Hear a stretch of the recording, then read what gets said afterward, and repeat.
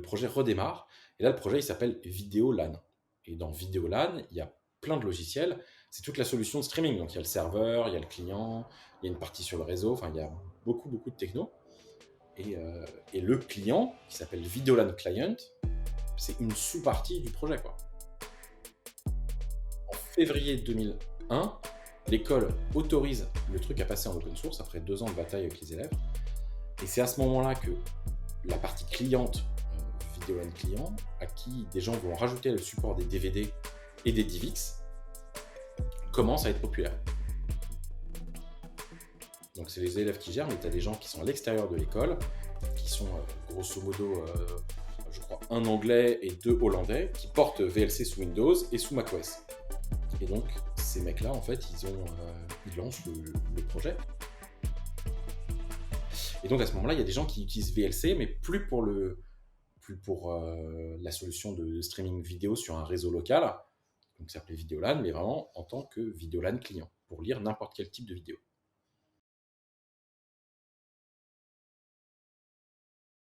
Et boum, c'est parti. Bonjour tout le monde. Aujourd'hui, je suis avec Jean-Baptiste Kempf, le président de Videoland et Video Labs. Pour les puristes, Jean-Baptiste, c'est celui-là qui a défendu presque seul parfois et développé via une simple association Videoland, le célèbre cône de travaux VLC. Euh, Moi, j'ai plein de souvenirs. Quand j'étais encore dans mon pays natal, au Cameroun, on utilisait ce logiciel pour écouter de la musique, pour regarder des films que l'on téléchargeait par-ci, par-là. Donc, il n'y avait pas encore YouTube, ou du moins, euh, on n'avait pas une connexion Internet qui nous permettait d'accéder justement à ces logiciels online euh, pour pouvoir checker les vidéos. Donc, salut Jean-Baptiste, ça va? Salut Guy, très bien et toi? Super. Bah, merci encore d'avoir accepté mon invitation.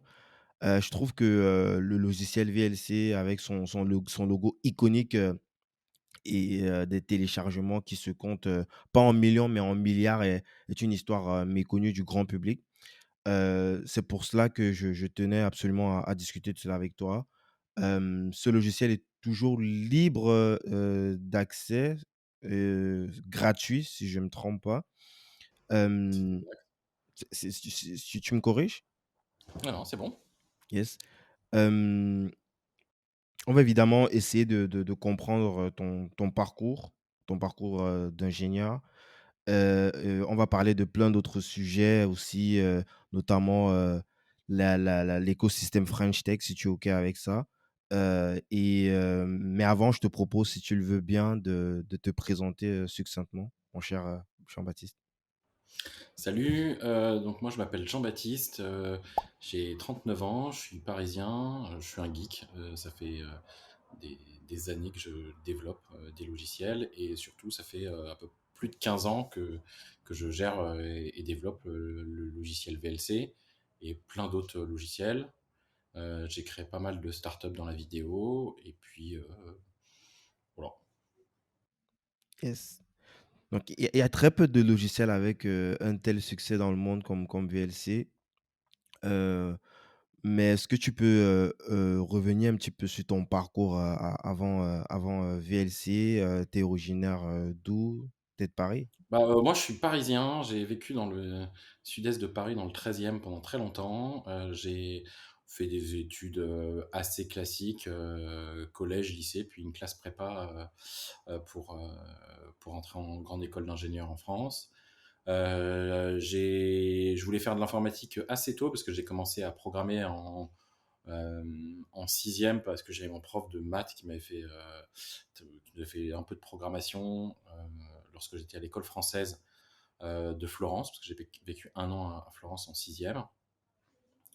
Et puis, ben, voilà, j'ai été beaucoup plus sur l'administration de machines et bidouillage informatique que programmation jusqu'à ma grande école. Et puis, bah, en fait, au moment de passer les concours, j'ai eu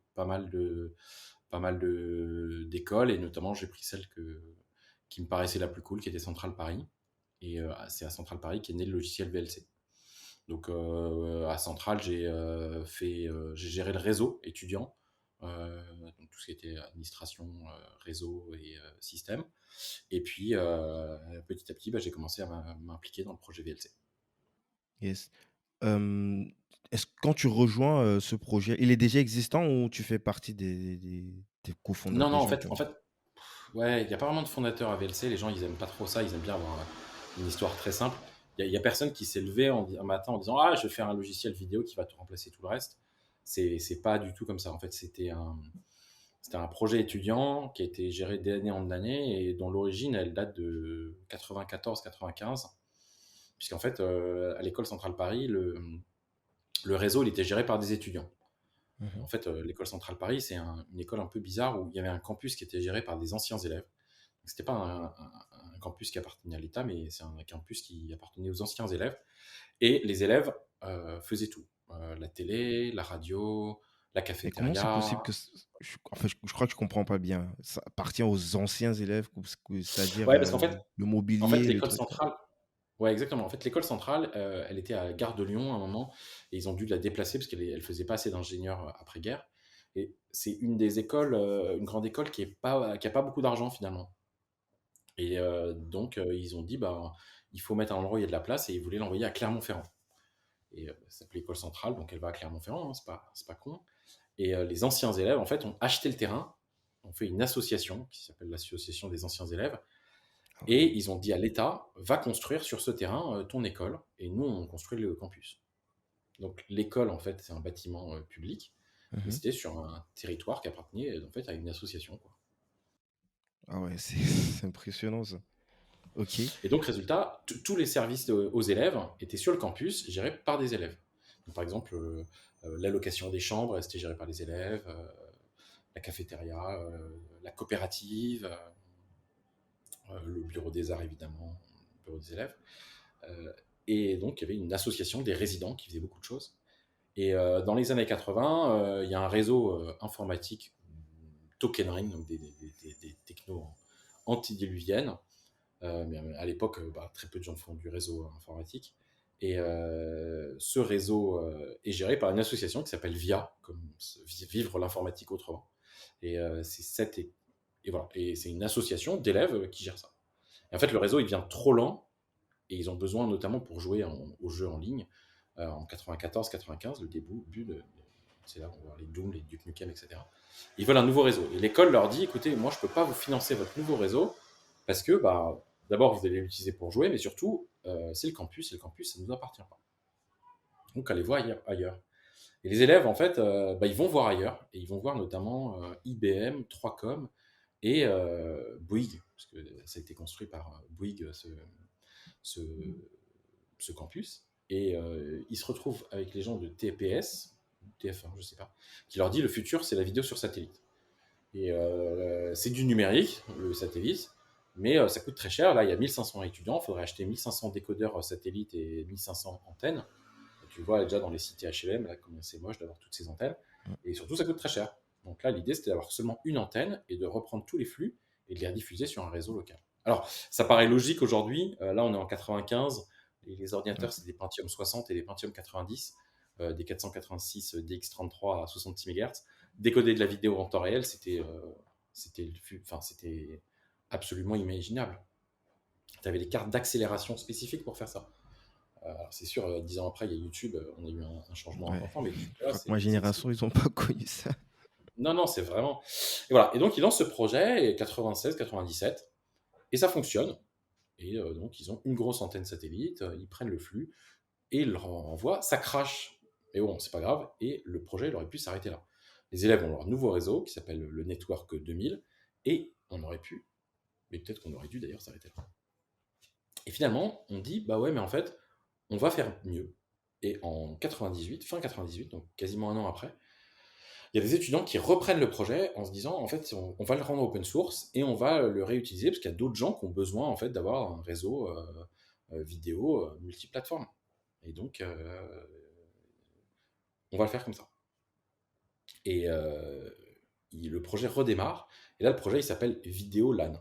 Et dans Vidéolan, il y a plein de logiciels. C'est toute la solution de streaming. Donc, il y a le serveur, il y a le client, il y a une partie sur le réseau. Enfin, il y a beaucoup, beaucoup de techno. Et le client, qui s'appelle Videolan Client, c'est une sous-partie du projet, quoi. C'est pas du tout le focus principal. C'est ce que nous, on Et utilise pour lire des vidéos en local sur exactement. nos Et en fait, ordinateurs. en février 2001, l'école autorise le truc à passer en open source après 2 ans de bataille avec les élèves. Et c'est à ce moment-là que la partie cliente, Videolan client, à qui des gens vont rajouter le support des DVD et des DivX, commence à être populaire. Et notamment, il y a des élèves, donc c'est les élèves qui gèrent, mais tu as des gens qui sont à l'extérieur de l'école, qui sont, euh,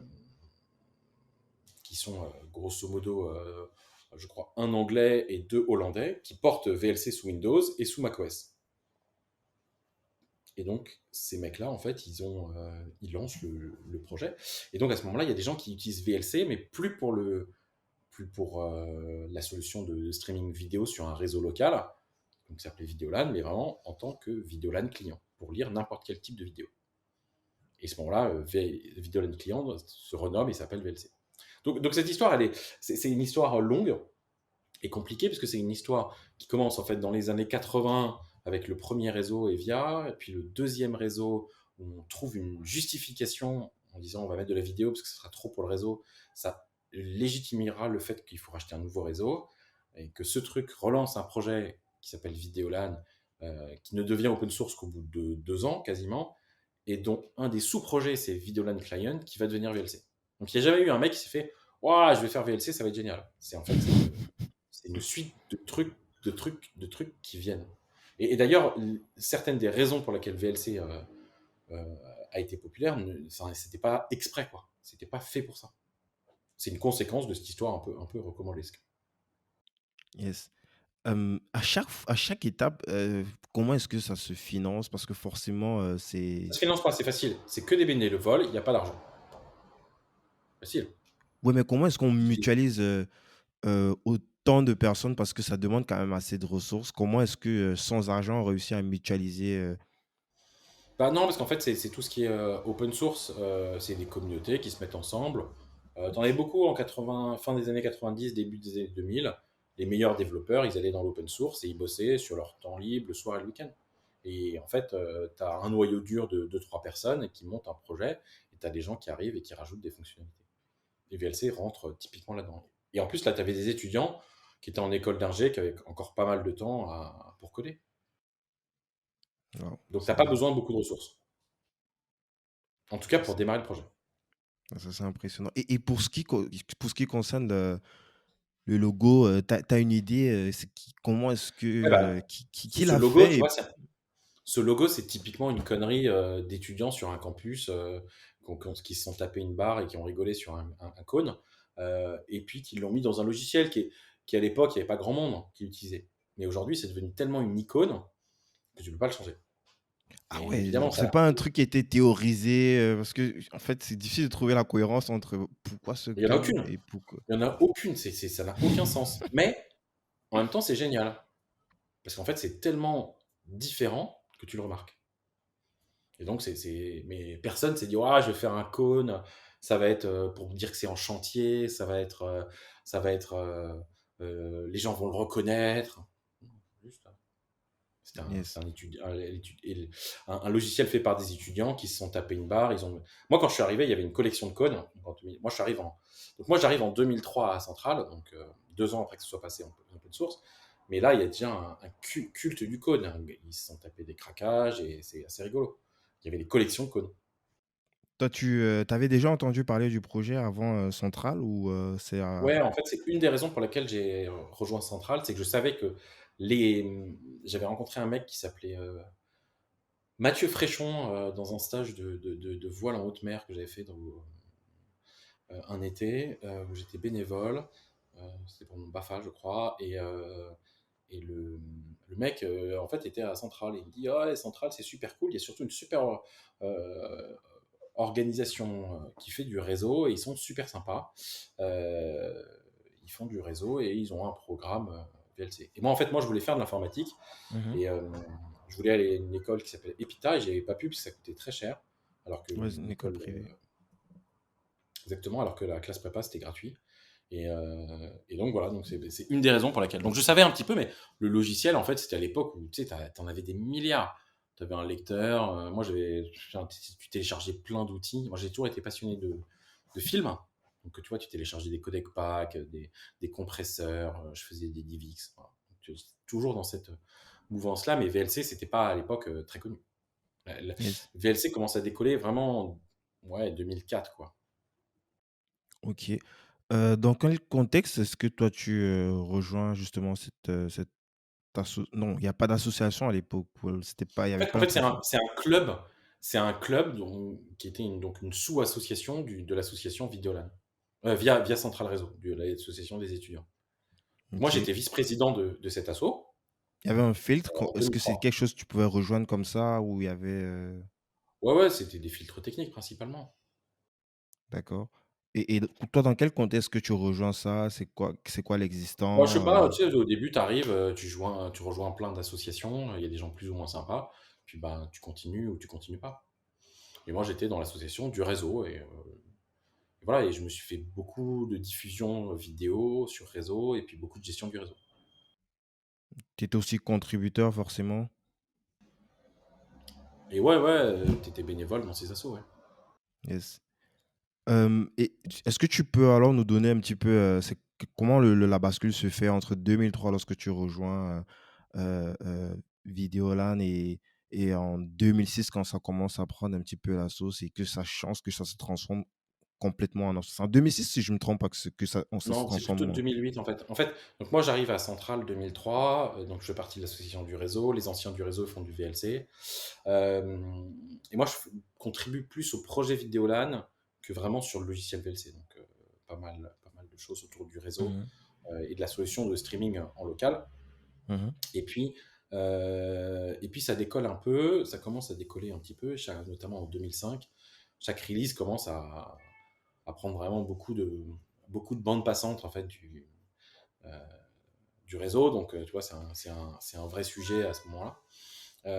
Et puis bah, moi, je pars en stage en 2006. Et dans un de mes stages, j'ai vraiment pas grand-chose à faire. Et donc, c'est là que je commence à vraiment passer du temps à contribuer sur VLC. Donc, c'est fin 2006. Et à la fin 2006, en fait, il y a quasiment plus personne sur le projet. Le projet failli mourir. En particulier parce qu'en fait, les anciens, ils étaient partis. Tu sais, tu as eu une génération 98, 99, 99, 2000, etc. Et puis, vers 2003, 2004, il y a un peu un changement d'organisation dans l'école et il y a moins d'utilisateurs et moins de développeurs qui sont motivés. Et surtout, les trucs les plus simples ont été faits, donc maintenant, chaque modification, elle va être de plus en plus difficile à faire. Mmh. Donc, c'est ça qui prend beaucoup de temps. Et donc VLC, et donc en février 2007, ouais, il y a vraiment plus grand monde. Donc là, à ce moment-là, moi, je passe du temps à coder, et puis à partir de ouais, 2007-2008, moi, je bosse un an aux États-Unis, et quand je reviens, j'essaie de remonter une structure. Donc je crée une association, c'est là où je crée l'association Videolan, et je transfère un peu tous les assets de l'école et du réseau de centrale, de Via Central Réseau, dans l'association Vidéolab. Les noms de domaine, Ça les se fait, ordres. facilement? Il y a pas parce que jusqu'à preuve du contraire, ça reste la propriété de l'école, non? Bah non, ça se passe assez bien parce que l'école a considéré que c'était open source, donc il n'y a pas grand-chose. Les étudiants ont gardé leur propriété intellectuelle, c'est un projet libre. Et j'ai surtout en 2006, il y a Free euh, qui se met à héberger nos serveurs, que je vais d'ailleurs installer en 2005, Mmh. dans un des data centers de Free. Et donc voilà, c'est comme ça que ça. Bénévolement Ouais, ou? ouais, ouais, bien sûr. Ouais, attends, c'est pas monstrueux, hein, c'est 2 heures de serveur. Hein, on n'a pas une infrastructure de malade. Et voilà, et donc c'est comme ça qu'on transvase. Et puis en 2008, est créée l'association. Et, euh, et là, 2000, ouais, je continue à aller trouver des nouveaux développeurs, proposer des projets, des stages étudiants, voilà, tout ce genre de trucs pour un peu motiver les gens à se mettre à contribuer sur la site. Mais au niveau de l'association, est-ce que les gens qui rejoignent, ils bossent toujours bénévolement ou là, tu es obligé d'aller Toujours, chercher, l'asso, elle n'a du pas cash flow? d'argent. Ouais, non, là, en fait, tu gagnes pas d'argent avec VLC. Le VLC, il est pas payant, donc tu n'as rien de spécifique. Ouais, mais comment est-ce que tu leur pitches ça? Moi, c'est un univers qui m'a toujours un petit peu impressionné, l'écosystème, heu free, avec, ses open source. D'où est-ce que les gens ils trouvent cette motivation de taffer parce qu'ils taffent vraiment à fond, mais gratuitement, quoi? Bah, il y a des gens le soir, ils jouent à World of Warcraft.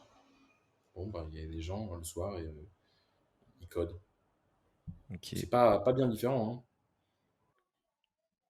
d'accord.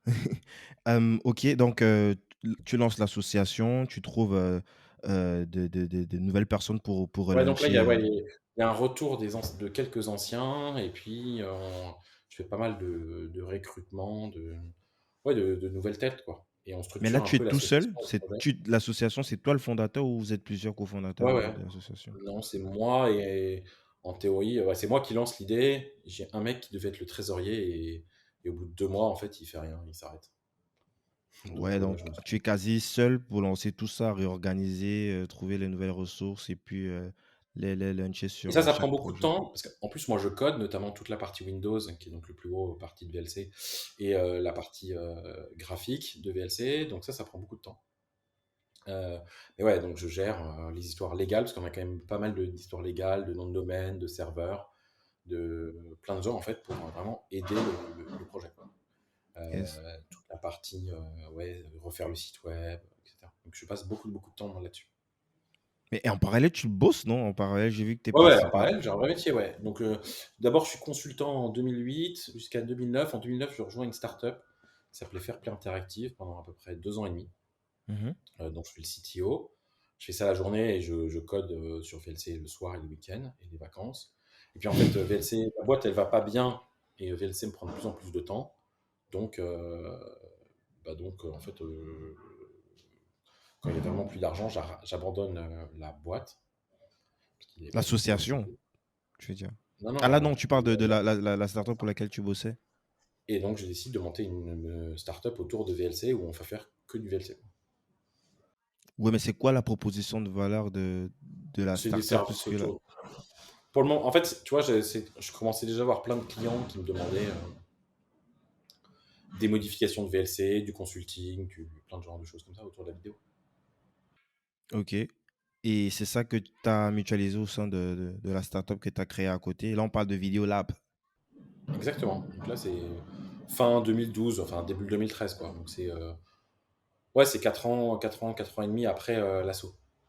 OK, et les clients, ils viennent principalement, des utilisateurs, de VLC ou Ouais, des corporates, ouais, des grosses boîtes qui ont besoin de soit de VLC spécifique, soit d'intégrer une vidéo, une techno vidéo dans leur, dans leur SDK, dans leur application, dans tout ça. c'est toujours basé Et sur donc, si VLC ou jamais, ce sont des projets ouais, vraiment, marque blanche, ouais, quoi? 80%, 80% c'est basé sur le moteur de VLC. Ouais. Et là, avec ces ressources, on est capable de ramener des gens sur. Et c'est là où on se met à porter VLC sur Android et sur iOS. Ouais, mais du coup, ça veut dire, quelque part, c'est ta boîte, ta startup qui finance en partie, Si tu veux, ouais. l'association, Ouais, mais c'est pas pareil. C'est qu'en fait, c'est ma boîte qui est un des contributeurs au projet. Mais le distributeur, c'est toujours Vidéoland. OK, mais du point de vue financier, c'est parce que ça reste quand même une ressource, ça reste quand même des ressources internes de ta startup qui a pour objectif quelque part quand même de faire de l'argent que tu déploies. Est-ce que ça te met pas en difficulté quelque part ou du moins dans une situation, compromettante vu que là tu es complètement à ton propre compte, tu as plus une autre boîte à côté où tu bosses pour pouvoir, assurer ton lifestyle? Non, non, c'est pas trop gênant. Parce que, parce que les clients, en fait, souvent, ils ont besoin d'un truc qu'on. Ouais, ça, c'est plutôt des accélérateurs de roadmap, quoi. Des gens Mmh. qui veulent faire un truc que de toute façon on aurait fait. Donc, la plupart du code qui est produit dans la boîte, il est reversé à l'association. Donc, c'est win-win pour tout le monde. OK, et dans cette boîte, tu es tout seul ou tu as des associés? Bah, d'abord, c'est moi qui l'a créé, puis j'ai deux de mes gars, enfin deux des gars qui me rejoignent, et puis après, on va passer ouais, vers 4-5, puis après vers 8 ou 9. Et puis bah, après, on grossit quoi, tous les ans, un peu régulièrement. jusqu'à atteindre Là, c'est 18 juste des licornes. collaborateurs ou ils ont des parts dans la boîte? Non, non, c'est des développeurs, hein. En fait, la boîte, les parts, ça vaut pas grand-chose. Tu n'as pas de dividendes, en fait. Donc, ça OK, sert pas à grand-chose d'avoir des parts de la boîte. OK. Donc aujourd'hui, tu es toujours, président, de l'association et de ta boîte Ouais, ouais. et c'est De mes quoi, boîtes. OK, des 2 boîtes. Donc aujourd'hui, c'est quoi, l'association? C'est quoi les actifs actuels aujourd'hui? Est-ce et c'est q vous bossez sur quoi actuellement? Vous Bah, bossez encore sur VLC? l'association, elle continue à développer VLC. Donc, VLC, il y a des updates en permanence sur Android, sur iOS, sur Windows. Tu sais, as toujours des nouvelles versions de Windows, des nouvelles versions de Mac, nouvelles versions de. En fait, tu as énormément de maintenance et puis il y a toujours des nouveaux trucs à faire. Il y a toujours des résolutions plus grandes, des nouveaux types de vidéos. Donc, en fait, il y a un travail important sur VLC, ouais. Yes. À côté, tu as bossé sur, en tout cas, j'ai vu que tu as launché, tu étais CTO pour Shadow. Tu peux nous dire un petit peu ce que c'est? Et cette aventure, de quelques mois, comment est-ce qu'elle s'est terminée? Alors, Surtout le contexte, dans quel contexte est-ce que tu rejoins, Shadow? avant Shadow, en fait, j'ai lancé deux autres startups qui font la même chose que ce que j'ai fait sur VLC et sur FFmpeg, donc, qui est donc la, une structure à côté autour d'un autre projet open source qui s'appelle FFmpeg. Donc voilà, bon, à chaque fois, j'ai une asso et une boîte qui est là pour accélérer le travail de l'asso et qui a des vrais clients. Et c'est vrai que il y a 2 ans, en fait, on m'a contacté pour être CTO de Shadow, qui était donc un PC Windows dans le cloud, un peu orienté gamer pour faire du cloud gaming. Et ils n'arrivaient pas vraiment à gérer leur base techno, qui était très compliquée. Et, c'est grosso modo, tu mets un gros ordinateur dans un data center et puis tu fais le rendu et tu encodes la vidéo du rendu du bureau et tu l'envoies en streaming. Et voilà, donc c'est comme ça en fait que les problématiques, elles étaient très proches de celles de VLC. Parce que c'est de la vidéo, c'est cross-platform, tu dois être sur Android, sur iOS, sur Windows, sur Mac. Et, voilà. Et donc, il me propose de venir. Moi, j'étais habitué à gérer des équipes de 20 à 25 personnes. Et donc, il me demande de venir pour gérer, pour avancer, parce que la boîte, elle avance plus, quoi. Et OK. notamment, techniquement, c'est vraiment compliqué. Donc, j'arrive pour un peu réactiver et redynamiser cette boîte. Mais en fait, pendant que le reste de la direction s'occupait de lever de l'argent. OK. La boîte, elle était possédée par qui? C'était un groupe de personnes, une boîte? Ouais, un groupe de personnes et des investisseurs classiques. Ils avaient levé beaucoup d'argent, 120 millions. Ah ouais, OK. Voilà.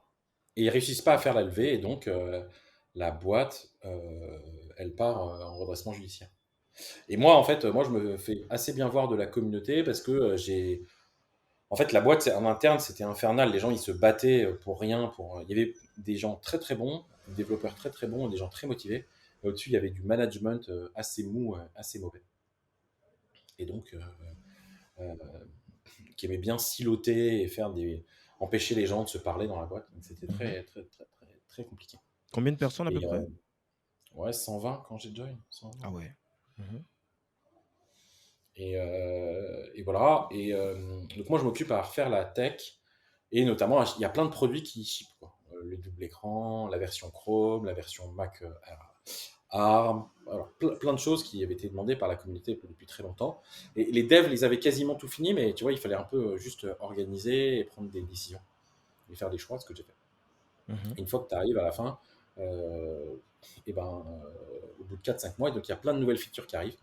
Les gens sont assez contents, mais il n'y a plus d'argent et donc ça part en redressement judiciaire et donc au tribunal de commerce. Et là, comment est-ce que ça se passe? La boîte, elle va être dépecée, elle va être, En fait, il faut retrouver un acheteur. Et donc là, là, il y a Octave Klaba d'OVH qui connaissait bien la boîte, commence à se positionner. Mais tout ce système-là de rachat de boîte, c'est un truc un peu opaque. Et, mmh. et un petit peu, tu ne sais pas qui va faire une offre. C'est Et important donc, de en savoir fait, qui va faire une offre? Puisque de toutes les bah non, mais façons, en tu veux fait, vendre la boîte ou non, c'est important parce que tu veux peut-être garder toute l'équipe, quoi. Et donc, tu as intérêt à ce qu'il y ait une petite bataille entre les repreneurs. Si tu as un OK. repreneur, il va prendre ce qu'il veut de la boîte et il sera tout seul et c'est tout. En fait, c'est un truc un peu à deux tours. C'est un peu un poker. C'est-à-dire que tu dois payer pour voir. Un peu comme, Donc, la clause, shotgun, voilà. Et donc, en fait, et donc, moi, je vois qu'il y a une partie de la direction qui parle beaucoup à Octave Klaba, mais à personne d'autre. Donc, en fait, il faut que le maître, enfin, qu'il y ait un peu d'émulation. Donc, nous, on décide avec deux autres employés et bientôt trois autres employés Mmh. de lever des fonds pour essayer de racheter la boîte. Et donc, on lève 30 millions en 3 semaines. Et c'est très, très compliqué de lever des fonds comme ça. Mais 30 Et millions, comment est-ce que vous finalement, réussissez à lever 30 millions pour une boîte qui était supposée partir en redressement ouais, mais t'as beaucoup d'assets en fait. C'est pas très compliqué, t'as beaucoup de matos. et qui vous fait confiance à ce niveau-là pour, la lever? Si on peut les C'est des citer? investisseurs. Privé? Ouais. OK. Et puis, donc, on fait cette offre. Et puis, en fait, après le premier tour, en fait, on voit Xavier Niel à travers Jacques-Antoine Grangeon de vente privée. Et donc, on décide de faire une offre ensemble. Et donc, on joint nos forces avec notre équipe, avec Xavier Niel et le groupe Iliad. C'est impressionnant. Pourquoi est-ce que ces gros s'intéressent à cette boîte, à cette techno? Est-ce qu'il y avait quelque chose, un enjeu stratégique, par rapport à la techno qui Bah, était c'est un vrai là-dedans? sujet, c'est un sujet d'avenir. C'est peut-être probablement pas Shadow qui avait le bon modèle, mais c'est un vrai sujet de.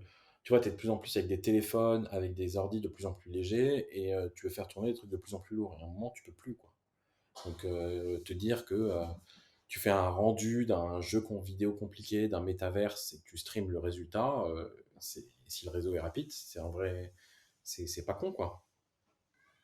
Yes. Donc, Et donc voilà, donc c'est intéressant. Et puis il y a pas mal d'abonnés, il y a 100 000 abonnés, donc ah ouais, ouais, ça il y a c'est un- il y a un- voilà, donc c'est intéressant de faire ça. yes. Donc là, tu Et donc décides voilà, de te mettre avec, et donc on perd, Xavier Niel? voilà, et puis bah, on va jusqu'au bout, et puis on perd parce que nous on met 4 millions d'euros, et puis l'autre équipe ils ont mis 5 millions, et bah voilà. Tu peux pas surenchérir. C'est une fois, tu fais ta propale Non, et puis, c'est le deuxième, en fait, t'as du, pr- ouais, c'est ça, t'as du prêt en chéri, puis le deuxième fois, voilà, donc, et donc comme l'administrateur, en fait, lui, il récupère de l'argent en pourcentage du prix de vente, bah, il pousse évidemment par l'endroit où il y a le plus d'argent, ce qui est logique. mmh Et après, bah, tu peux plus rien faire. Donc voilà, mais donc ça, c'est c'était toujours une l'aventure histoire Shadows. d'argent? Ça peut être, un prix plus bas, mais peut-être le projet, tu le trouves Bah, intéressant, je normalement, sais pas. nous, on avait un meilleur projet, et puis on était soutenu par les employés, qui étaient là pour soutenir les emplois, enfin, tu vois, pour lancer le projet. Donc en théorie, non, ça aurait dû. Parce que l'autre, il peut payer plus cher et il décide de virer tout le monde quelque part. C'est un peu chaud, quoi. Et bah oui, mais justement, le fait que. D'ailleurs, la première offre qu'avait fait Octave Klaba, il récupérait que 70 personnes. Mais comme nous, on était en face, bah, il a dû reprendre quasiment toute la boîte. Donc tu vois, en fait, ça améliore les offres. Les prix, ils allaient mettre 300 000 euros. Là, ils ont dû mettre 5 millions. Donc tu vois, c'est quand même important qu'il y ait de la compétition pour améliorer les offres. OK. Voilà, Donc donc l'histoire Shadow, ça dure à peu près une année. Entre le moment où j'ai join en août et jusqu'au moment où ça s'est fait fin avril, mai, les histoires après tu vois, pour quitter la boîte, etc. Ça m'a pris donc à tu peu près un pas an. voulu rester lorsqu'il a repris, Ah non, il voulait la pas de boîte? moi. Il était vexé que j'ai osé faire une offre contre moi, contre lui, Ah donc il a ouais, pris tout le monde dans la boîte sauf moi. Et OK. ça s'appelle être un gamin, tu sais. J'imagine que vous êtes pas des meilleurs potes aujourd'hui, quoi. Je le connais même pas ce type, putain. Je le Ah connais OK, c'est pas. pas tu pas eu un échange directement avec lui, quoi, pendant la négociation? Ouais, si, on a parlé, mais moi je trouvais que ce qu'il voulait faire de la boîte, c'était pas incroyable. Mais OK. surtout, je voulais pas qu'il y ait qu'une seule personne qui, qui, qui, qui rachètent la boîte. Et puis résultat, ce qu'ils en ont fait, c'est pas incroyable, hein. Là, on est quasiment un peu plus d'un an après, ils ont toujours. Parce qu'un des gros avantages, soi-disant, d'OVH, c'était d'avoir plein de matériel. Ils sont toujours avec le même matériel.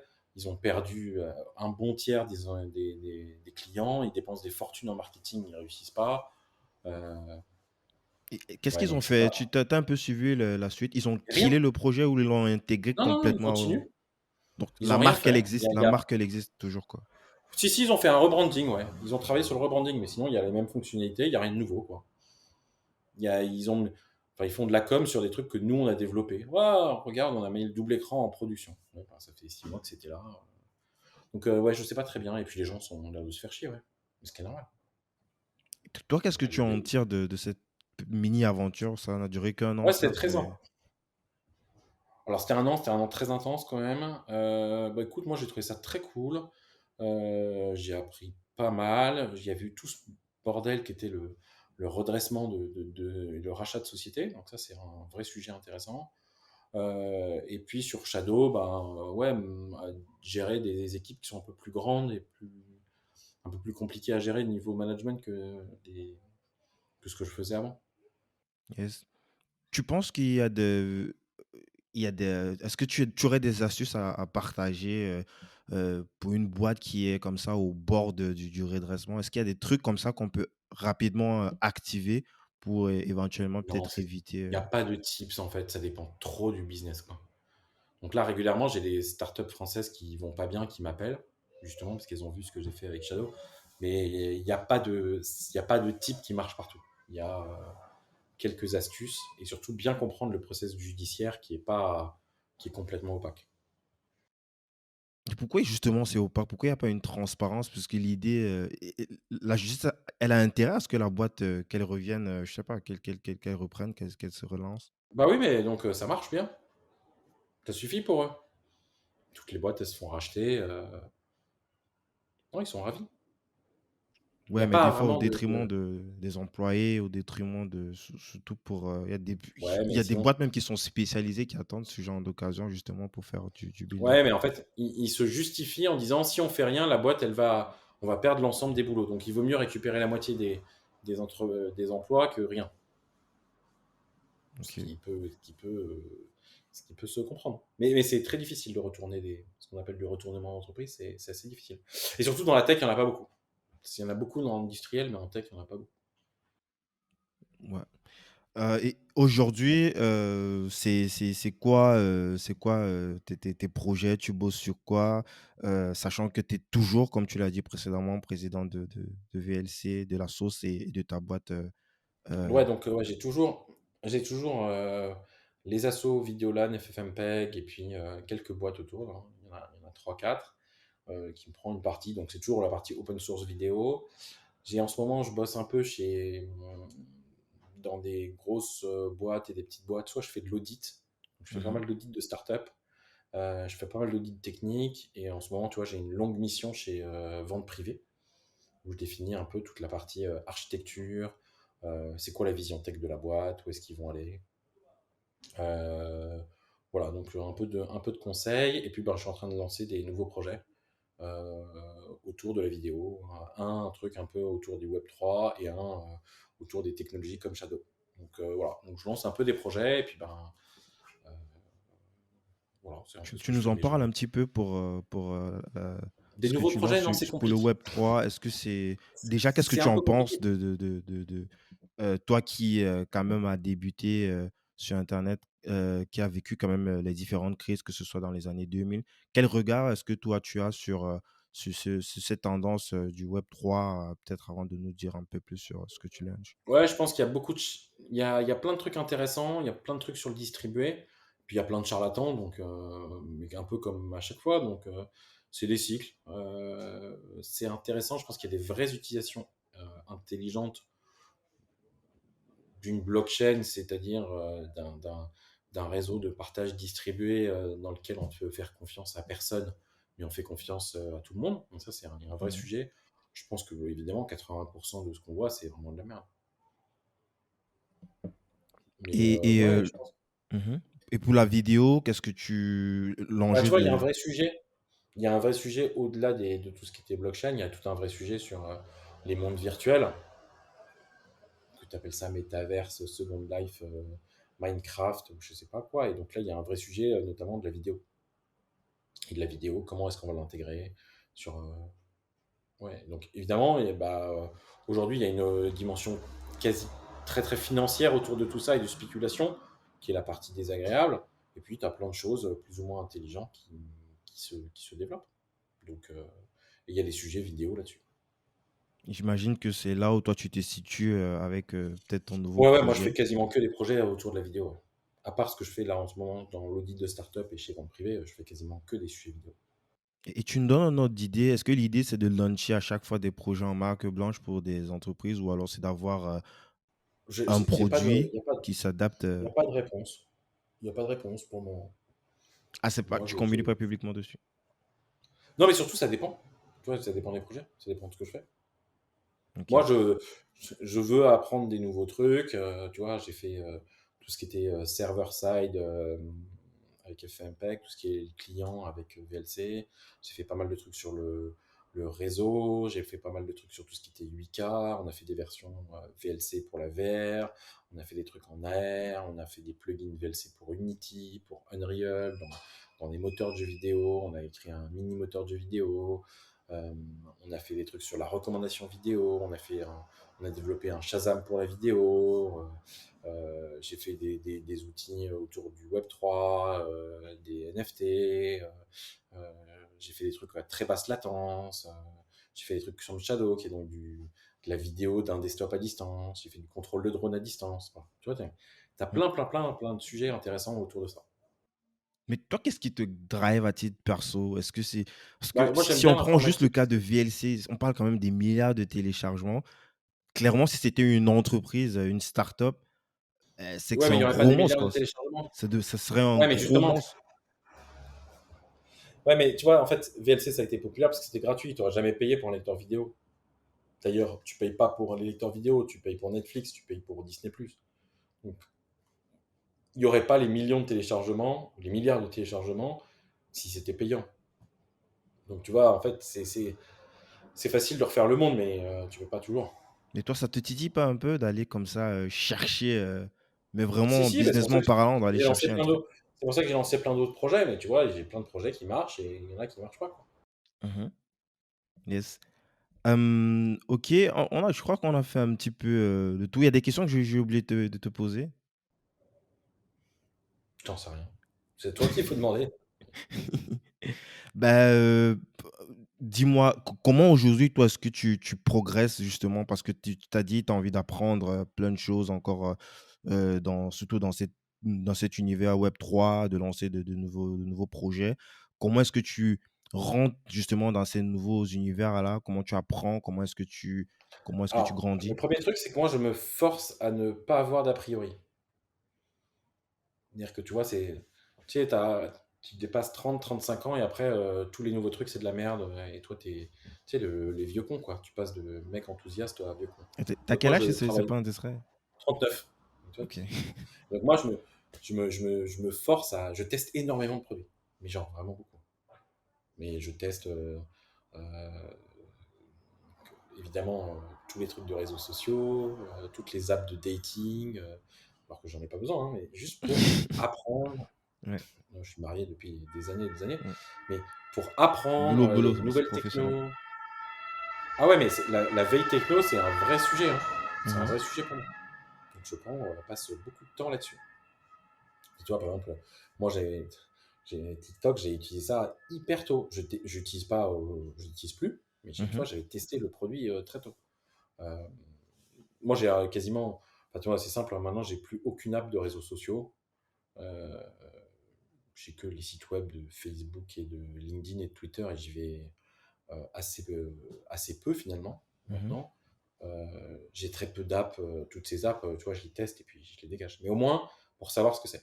Et donc, tu vois, pour moi, c'est important de tester des nouveaux trucs, essayer des nouveaux trucs. Et puis, bah ouais, il y a plein de projets que je lance, bah, ça marche pas. Bon, c'est la vie, quoi, mais on apprend des nouveaux projets. Yes. Tu investis en start-up aussi? J'ai pas d'argent, tu sais. Parce que justement, comme tu l'as bien dit, j'ai pas vendu VLC pour 100 millions, quoi. Ouais. C'est quoi les parties les plus difficiles, de ton job, de ta vie? C'est quoi le plus dur?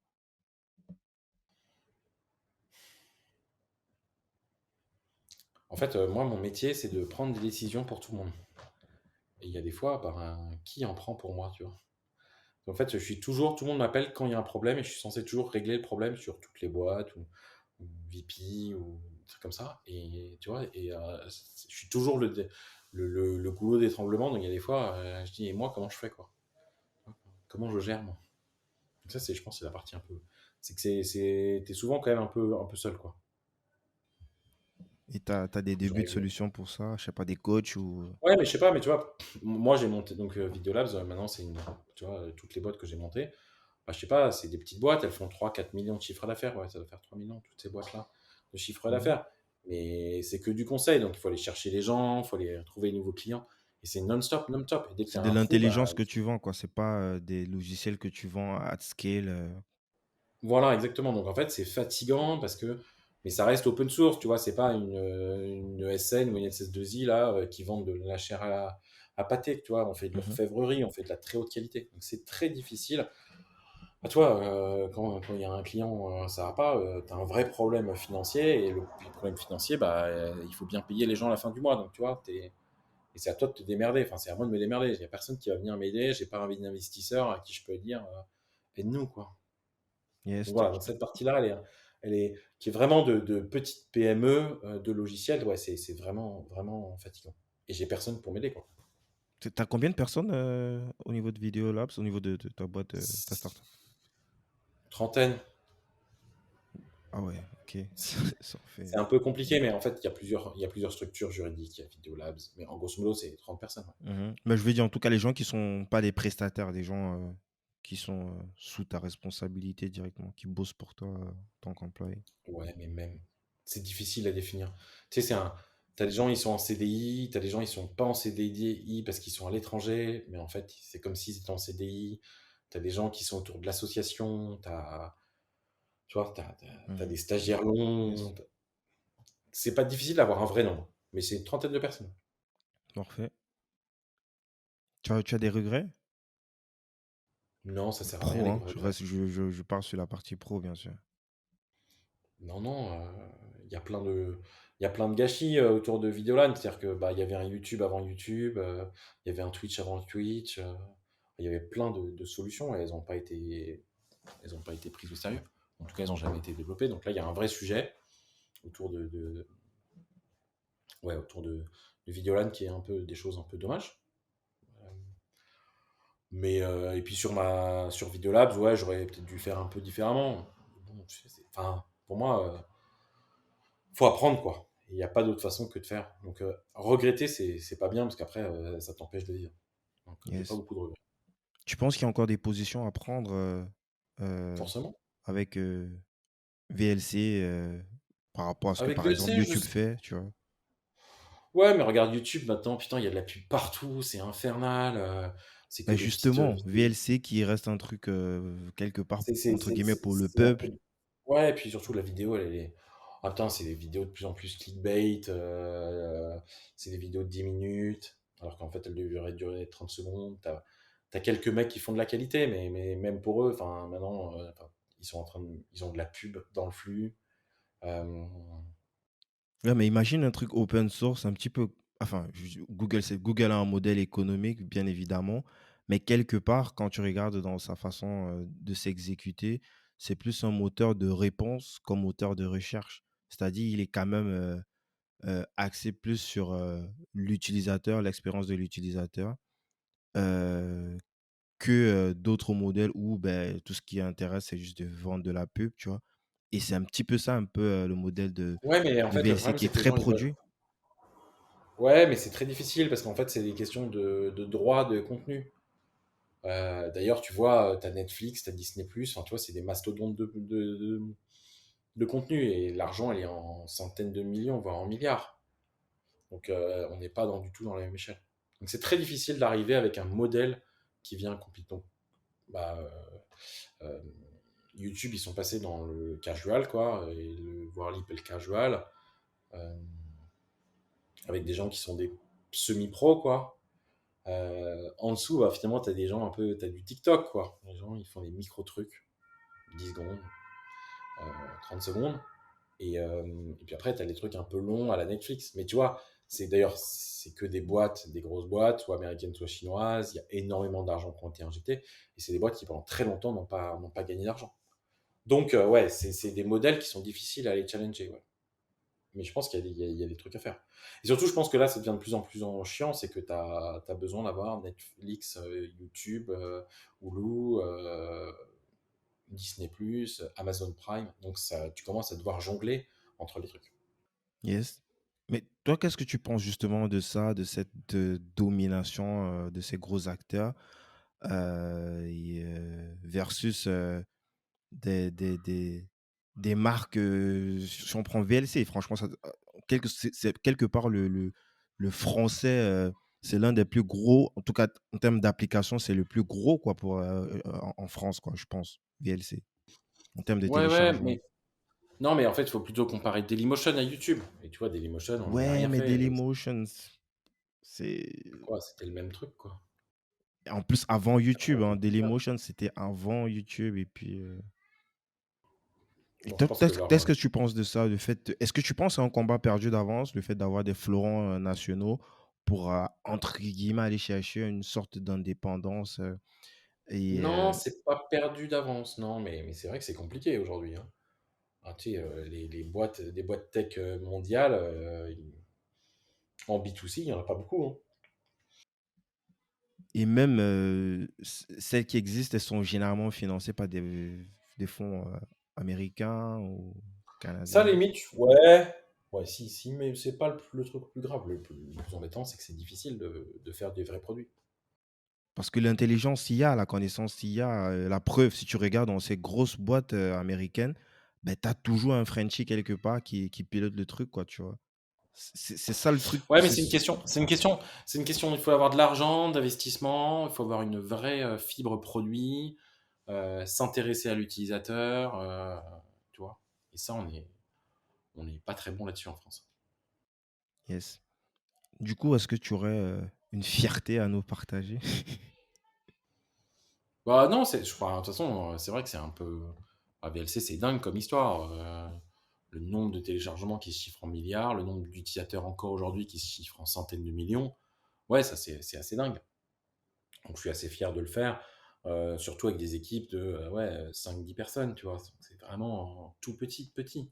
Où tu es capable d'avoir un site web qui a l'air pas ridicule parmi, à côté de sites web de grandes boîtes qui coûtent des fortunes, où tu es capable de répondre à diffuser dans l'ensemble de la planète, un logiciel qui est traduit dans plein de versions, qui tourne sur tellement d'OS que tu peux même pas tous les compter.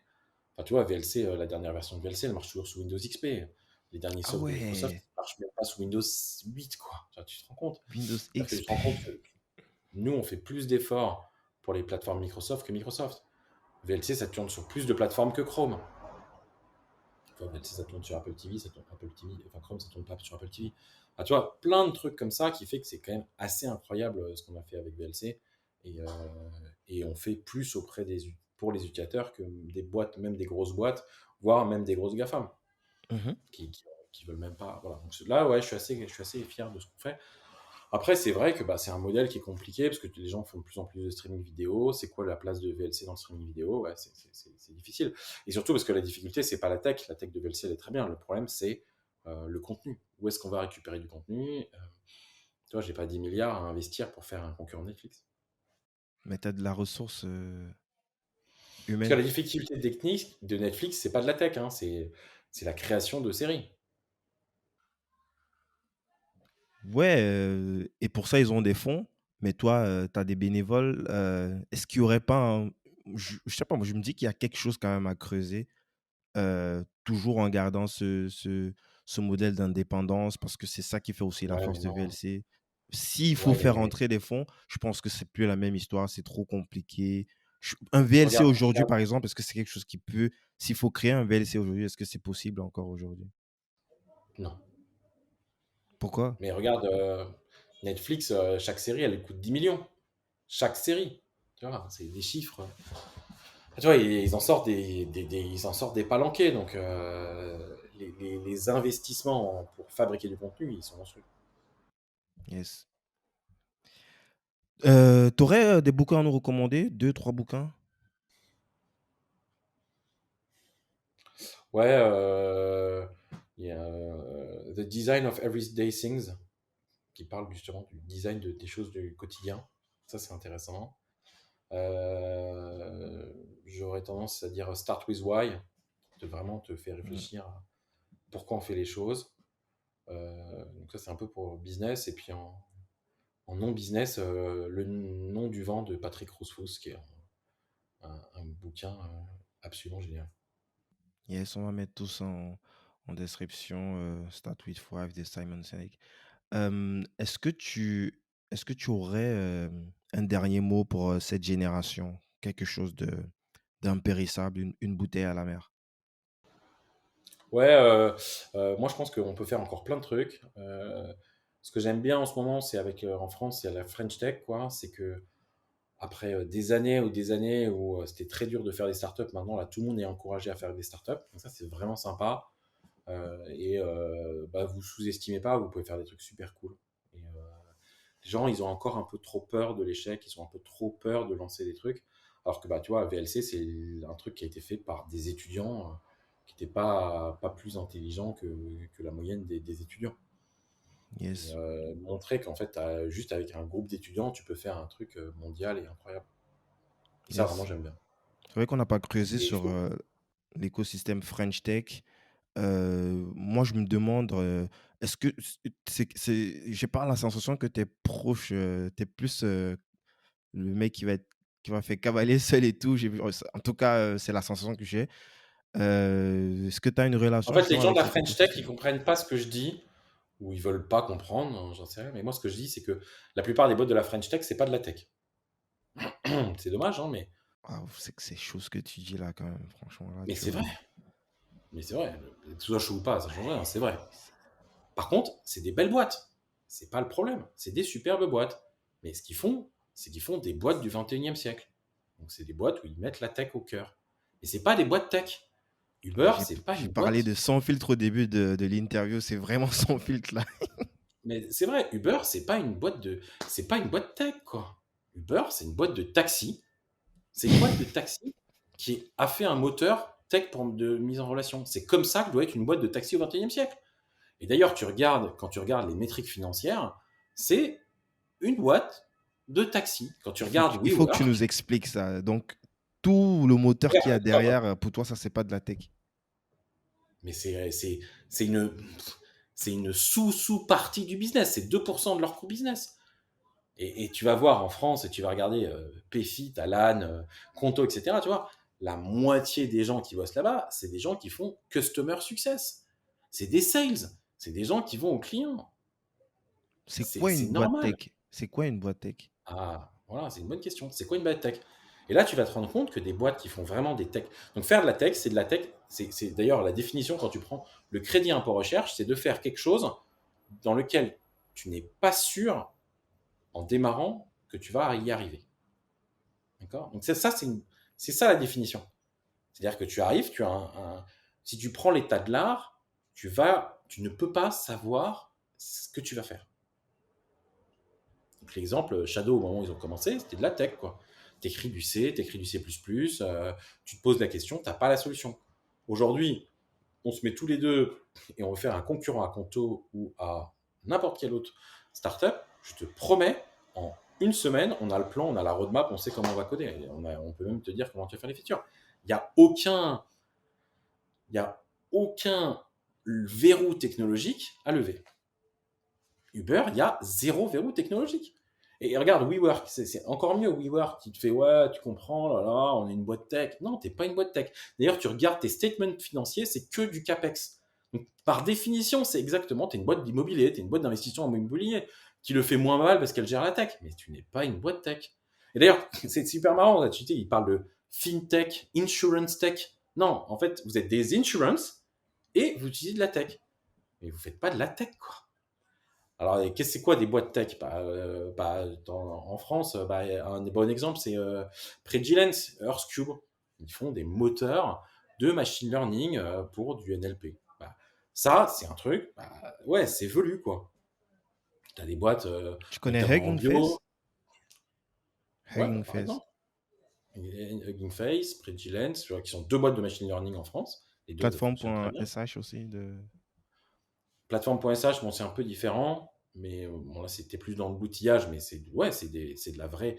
C'est du vrai outillage tech, quoi, pour des techs, pour monter un cloud. Tu as voilà, t'as des Clever Cloud. En bio, on a pas mal de trucs en France en bio. Un Mhm. truc qui s'appelle DNA Script, on a eu Insect. Voilà. Donc ça, c'est des trucs, quand tu démarres ta boîte, tu as un verrou technologique. Tu peux avoir une bonne idée de comment tu vas faire, mais tu n'es pas sûr.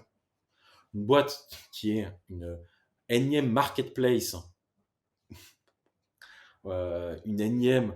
J'apprends un secteur business de la vie, de l'assurance, de la banque, de l'éducation, de la santé, du, du, du boulot, et je vais simplifier les process, enlever les intermédiaires et automatiser avec de la tech. Ce ne sont pas de la tech. C'est-à-dire que c'est un problème business, c'est un problème super intéressant, mais c'est pas des boîtes tech. Et en fait, ils sont vexés parce que mais non, on fait de la tech. Non, tu fais pas de la tech. Tu me fais une API REST enfin, c'est pas de la tech. Ouais, c'est mieux que de bosser chez AXA. 1 milliard de fois, on est d'accord. On va jamais bosser chez AXA ou voilà. On n'a rien Il n'y a pas contre de AXA, débat. on les embrasse. Mais ouais, mais on s'embrasse. Mais bon, enfin, tu vois, enfin, c'est des mecs qui sont incapables de bouger, quoi. Et la seule façon dont ils sont capables de faire la moindre innovation, c'est d'acheter des boîtes. Enfin, des boîtes typiques du CAC 40. Donc, c'est super de faire ces boîtes et je suis ravi. Et c'est ce que je t'ai dit au début. Moi, je trouve que c'est génial, la French Tech et toutes ces boîtes-là, parce que ça aide les gens à faire des startups et à bosser dans des petites boîtes ou des boîtes qui fonctionnent différemment, où on challenge le statu quo. Et je suis ravi que la plupart des gens qui sortent d'écoles de commerce, d'écoles d'ingé, d'écoles d'informatique, ils ont envie d'aller bosser dans des startups. C'est trop bien, c'est comme ça qu'on change le monde. Malgré tout, ce sont des innovations de business model, ce sont des simplifications grâce à la tech, mais ce ne sont pas des boîtes tech. Et voilà. Et donc, quand il dit ça, il se vexe. Mais non, on fait de la tech. Bon, dégage. Voilà. Et donc, ça, c'est le débat que j'ai à chaque fois. Alors maintenant, ça s'entend de mieux en mieux. Ouais. Parce que maintenant, ça y est. En fait, il y a une certaine maturité. Donc, les gens, ils comprennent. Ils font ah oui, en fait, JB, c'est ça qu'il disait, etc. Mais au début, à chaque fois, Yes. et je le sais parce que j'ai encadré énormément de startups. J'ai été longtemps à Station F. J'ai fait des audits de plein de startups. Et franchement, enfin, il y en a plein. Ouais, c'est pas incroyable. Mais ça veut pas dire que ce sont des mauvaises boîtes. Enfin, je veux dire, il y a pas de nécessité d'avoir à chaque fois de faire du SpaceX, quoi. Ou Ouais, de faire du Tesla. tu t'es pas en train de mettre en opposition et c'est même pas un jugement de valeur. Donc c'est assez intéressant lorsque tu développes. C'est vrai que de prime abord, lorsque tu lâches que c'est pas des boîtes tech, donc là c'est un peu chaud. Mais là ça s'entend dans ton explication. C'est plutôt ouais, c'est clair et c'est même pas une critique, c'est un constat. Et puis en soi c'est pas une mauvaise Un chose constat, quoi. exactement. C'est un constat. Ce qu'ils font, c'est cool. C'est des innovations de business D'utiliser la model. techno C'est pour pas l'innovation tech. peut-être redéfinir, Mais, je sais mais pas des. tellement je veux avoir 30 Alan et moins d'AXA. Tellement je veux avoir des contos et je veux plus avoir de la Société Générale ou de la BNP. Tellement je veux voir PFIT et pas un comptable qui te fait des fiches de paie tous les 4 du mois et il faut les vérifier parce qu'en fait il fait des erreurs tout le temps. Et évidemment, c'est génial, c'est ça que je veux. C'est pas, il y a pas, il y a pas de, il y a pas de débat. Mais on n'est pas sur des boîtes qui révolutionnent la planète euh, et on n'est pas sur de la tech compliquée, quoi. Ça Moi, je voudrais reviendrait. plus. Ouais, moi, je voudrais des boîtes qui me fabriquent des mini-réacteurs nucléaires qu'on puisse mettre sur un, sur un camion, tu vois, dans un conteneur, pour qu'on puisse aller apporter de l'énergie à des endroits où on a besoin, Mhm. plutôt que de faire tourner un truc à base de fuel. Tu vois, ça, voilà, c'est de la tech que j'aimerais bien que les Français aillent faire, alors qu'on a une compétence nucléaire importante. Yes. Aller travailler sur la capture carbone, voilà, ça, c'est de la tech. En vidéo, tu vois, tout ce qui est encodage vidéo, c'est un truc hyper mathématique, il y a un vrai sujet, c'est compliqué, computer vision, machine learning. Ok, là, on passe dans tu vois, du vrai, des trucs vraiment velus que tu peux pas inventer, tu peux pas. Mhm. Tu vois, c'est pas n'importe quel premier venu qui arrive, qui sort d'une école de commerce, qui prend 3 développeurs d'Epitech et deux de Supinfo et qui en 3 semaines a un POC, quoi. C'est très bien et ce qu'ils font est utile, Mhm. mais c'est pas. Il y a trop de focus là-dessus et il n'y a pas assez de focus sur ce que en fait les gens appellent de la deep tech. Voilà. Si je dois redéfinir ou si je dois reformuler, l'innovation, la révolution, passera par des boîtes qui font de la tech. Et c'est pas une mise en opposition avec des boîtes qui utilisent la tech pour révolutionner des segments de métiers qui sont mal desservis aujourd'hui. C'est ça. Et notamment, pour avoir des vrais breaking change, il faut qu'il y ait de la vraie tech. Yes. En particulier parce qu'il faut que ce soit difficile à reproduire. Aujourd'hui, si je lève 100 millions, je te reproduis un Conto. Si je lève 100 millions, je te reproduis un Alan. Techniquement, j'ai pas de problème. Est-ce que après, ça va être des boîtes qui vont être successful au niveau de business? C'est un autre sujet. Ouais. Mais là, on n'est pas du tout sur ça, hein. Ouais. Capacité à avoir une grosse team sales ou customer success derrière aussi, de travailler sur la marque, le réseau, tout dépend aussi. Les licences Mais aussi qui ne dépendent pas forcément de la techno. Est-ce que le régulateur, il va forcément te donner les licences ou ton tout à ex-compto? fait. Mais de base, ce qu'ils font, c'est pas.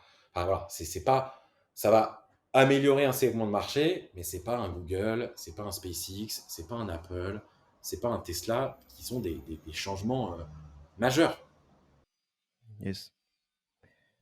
Jean-Baptiste, on te contacte où? Sur Internet? Non, c'est pas ça la question. Parce que t'es pas sur. T'as dit que t'es pas que t'as disparu des réseaux sociaux. Sur LinkedIn, bien évidemment aussi. Ouais, ouais, sur les LinkedIn, sur mon site web, les gens, tu tapes JB, VLC, les gens m'envoient des mails. Yes. Les Écoute. informations sont pas vraiment privées. Ah, nice. C'est noté. On va mettre ton LinkedIn en description. Jean-Baptiste, ce podcast s'appelle Débrouillard. C'est quoi pour toi un débrouillard? Ah, en fait, je vais te répondre différemment. Moi, quand j'étais petit, je voulais être ingénieur parce que être ingénieur, c'était vraiment le mec qui fabriquait des trucs. Et quand j'étais, moi, j'étais scout, hein, Mhm. et c'était vraiment cette habitude de fabriquer les trucs toi-même. Et quand j'étais tout petit, alors évidemment, ça a commencé avec des cabanes, etc. Mais moi, j'ai fait pas mal de travaux manuels, de mecs qui se débrouillaient, d'aller. Aujourd'hui, j'en fais quasiment plus. J'ai pas beaucoup de temps, mais vraiment d'aller chercher des solutions soi-même, quoi. Se débrouiller, tu vois, démerdon zizi, quoi. Tu vas les regarder, ah merde, il n'y a pas ça. Et c'est ça que j'aime bien dans des petites boîtes. Et puis même sur VLC, quand je raconte aux gens ce qu'on fait avec VLC, avec l'équipe, les mecs, ils ont les yeux comme ça, quoi. Attends, mais vous êtes 10 et vous supportez plus d'OS que Microsoft ou Apple? Ouais. Et vous avez 500 millions d'utilisateurs? Ouais. Vous n'avez pas d'équipe support? Non. Et vous réussissez, voilà. Et quand tu regardes, en fait, tu te rends compte qu'on est hyper professionnel.